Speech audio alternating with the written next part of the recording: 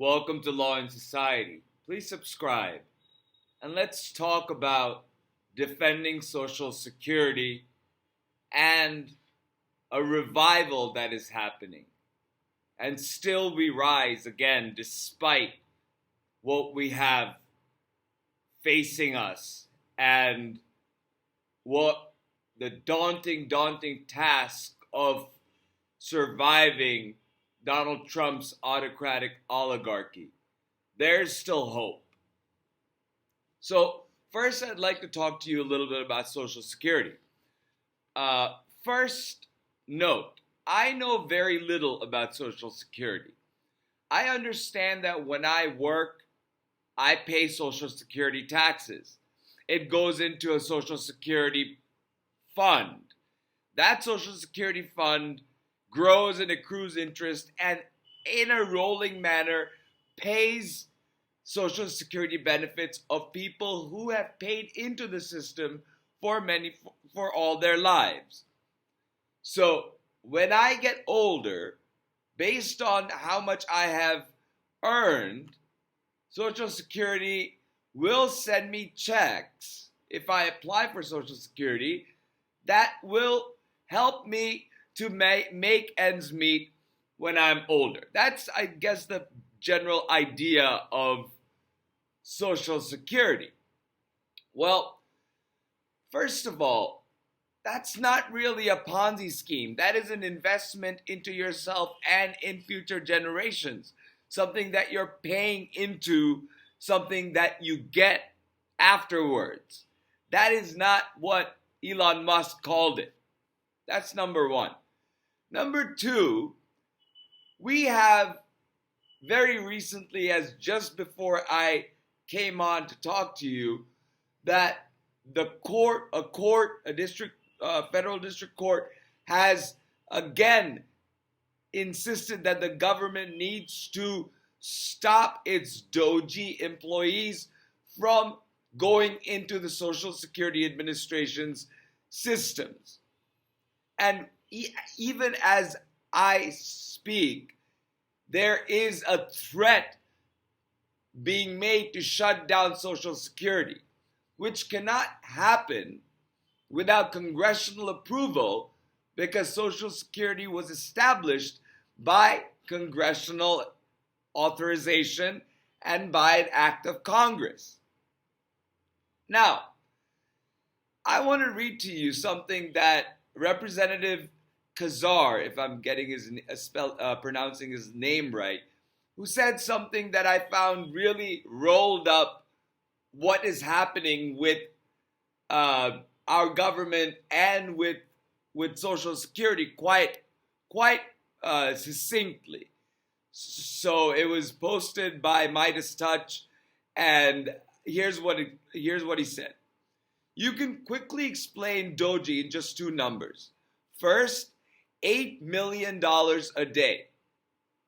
That's how much Elon Musk collects in federal government contracts.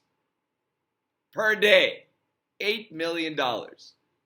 Second, $65 a day. Not million, just $65 a day. That's how much the average senior, someone who has worked their entire life, gets from Social Security. Elon Musk isn't looking to cut actual waste, fraud, and abuse from big pharma, big tech, or his own $8 million a day. He's looking to cut the $65 a day your parents receive from Social Security. Musk has called Social Security a Ponzi scheme and wants to eliminate billions of dollars from it. If you take that message to working people, the issue stops being about left versus right. It becomes about Social Security versus protecting Elon Musk's $8 million a day. That explains Social Security and what is happening and what Donald Trump and his Commerce Secretary and his Doge employees and Elon Musk are trying to take away $65 a day from all Americans who are under Social Security so they can pay tax for the tax cuts to the ultra rich who don't even need Social Security. And to that extent, Howard Lutnick goes out on TV, and he's a multi-millionaire and Commerce Secretary, and is brazen enough to say that we shouldn't complain if we don't get our checks. Are you kidding me? $65 a day, you get a monthly check that keeps you afloat. We shouldn't complain and talk. And Elon Musk and Donald Trump and Howard Lutnick talks about these disruptions. Howard Lutnick said, my mother-in-law wouldn't complain if she didn't get her Social Security check. Well, Mr. Lutnick, you are a multimillionaire. I'm sure you can help your mother-in-law out. There are millions and millions and millions of Americans who don't have a multi-millionaire son-in-law. And all they get to survive on is that, $65 a day. So, the second part of Social Security that I want to tell you about is the solvency part. And I got the explanation from Alexandria Ocasio-Cortez, AOC. She made it quite simple. Right now, as it exists, there is a cap on the tax the government charges on Social Security, which means that I think it is $250,000 or somewhere in the high 175 plus 200, in that range. Let's just say $250 million.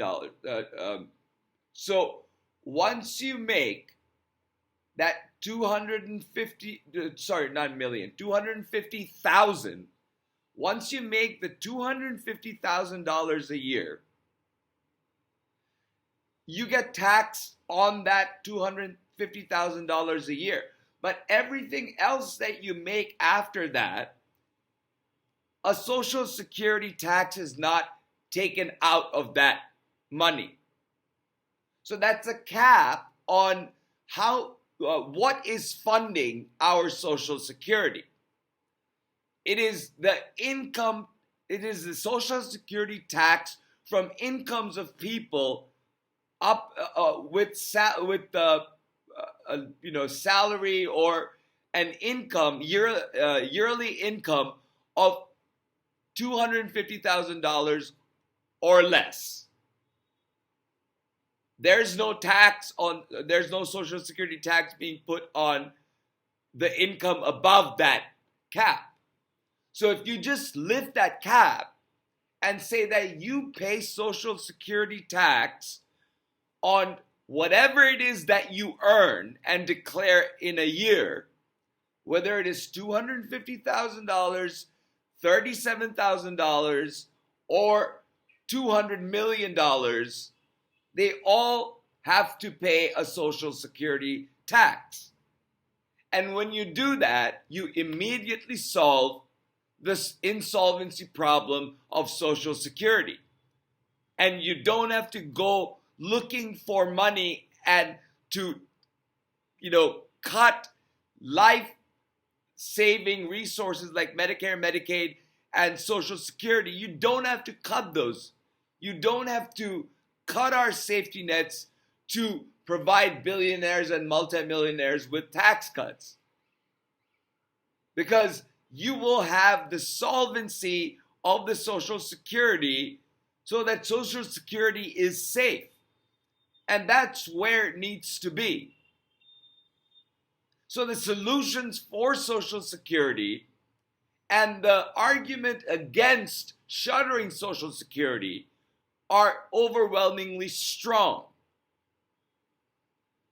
Whether Donald Trump is pushed to keep Social Security open, however, is dependent on the judiciary and to a large extent on Congress, because Congress can and must flex its powers of spending, of appropriation, and the Social Security law, which it enacted to force the executive to say, no, you have to make these payments. This money is Social Security money. It cannot be cut out. The Social Security Administration cannot be shut down. And that needs to be a loud, resounding call from every single Democrat, but also Republicans. Because there are many people, a majority of people who benefit from Social Security are in red districts, who really depend on Social Security, Medicare, Medicaid, are in rural districts and that vote red. So, red members of Congress, you need to also stand up for Social Security.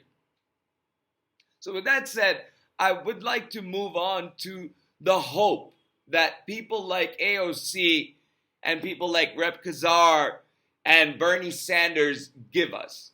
With their fight against oligarchy, Bernie Sanders and AOC are rekindling a flame of hope and patriotism.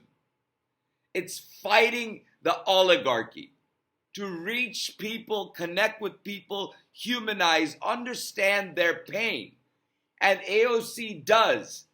She worked in a working class job of being a bartender. She understands what it is like to be, and one of the best things that she understands is how to connect with people on a fundamental level.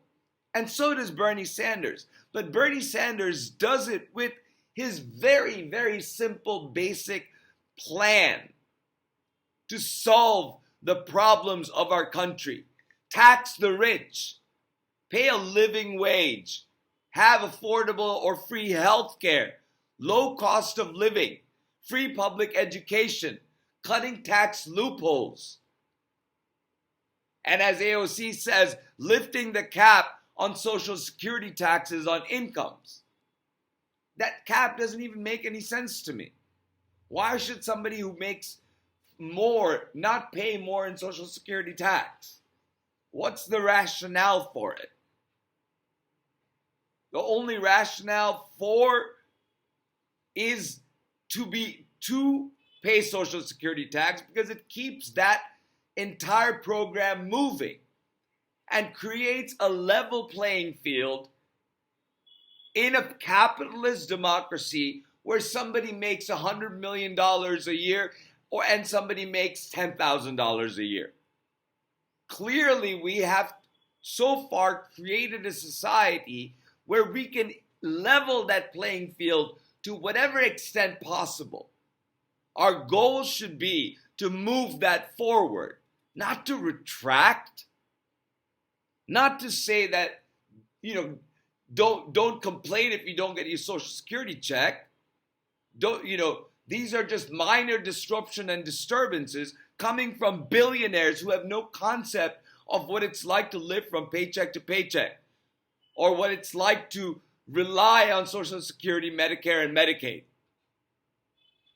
It is just out of touch people who are sitting there snipping up and cutting down our safety nets so that life becomes unlivable for regular Americans like you and I.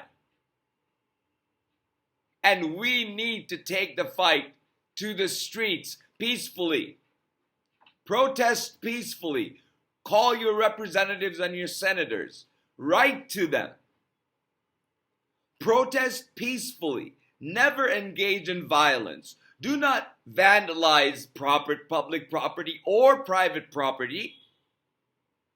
Speak truth to power. Scream it at the top of your lungs. Use a bullhorn.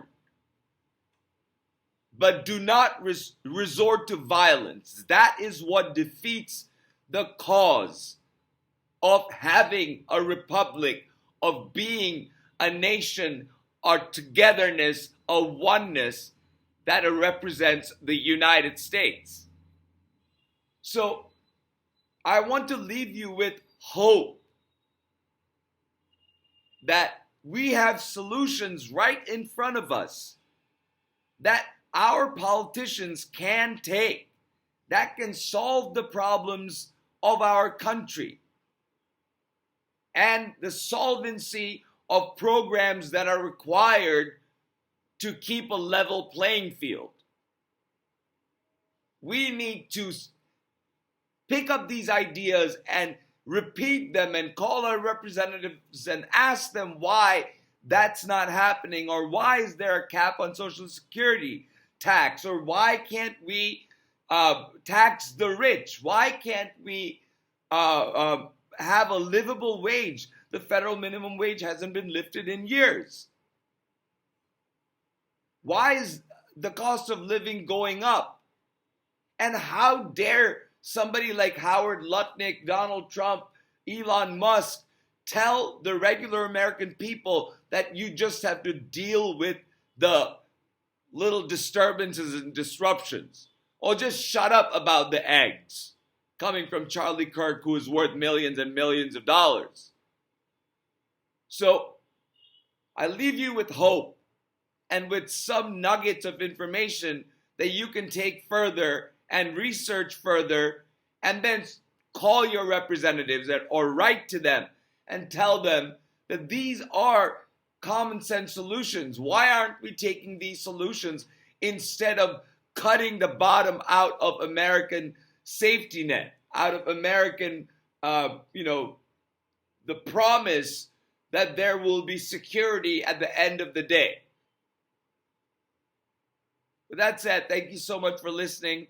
Please remember to like and subscribe, and I will talk to you soon.